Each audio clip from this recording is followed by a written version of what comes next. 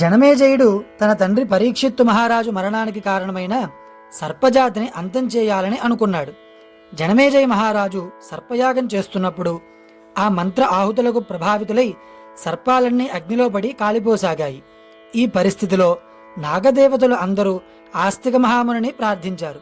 అప్పుడు ఈ యాగాన్ని ఆపడానికి ఆస్తిక మహాముని సర్పయాగం జరుగుతున్న యజ్ఞ ప్రదేశానికి వెళ్ళి తన తెలివితేటలు, తన విద్య, వాక్చాతుర్యం ద్వారా జనమేజయ మహారాజును మెప్పించారు. జనమేజయుడు సంతోషించి జ్ఞానతపోనిధి అయిన ఆస్తికమునికి వరం ఇస్తానని చెప్పగా ఆస్తికముని సర్పయాగాన్ని ఆపమని కోరారు.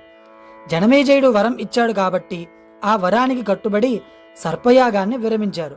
ఈ సర్పయాగాన్ని ఆపడం ద్వారా నాగజాతి అంతా కూడా రక్షించబడింది. యాగం ఆపిన రోజునే నాగపంచమి అని అంటారు. ఈ రోజున నాగజాతికి మళ్ళీ శక్తి వచ్చిందని పురాణాలు వివరిస్తున్నాయి. వీడియో నచ్చితే లైక్ చేయండి, షేర్ చేయండి, కామెంట్ చేయండి.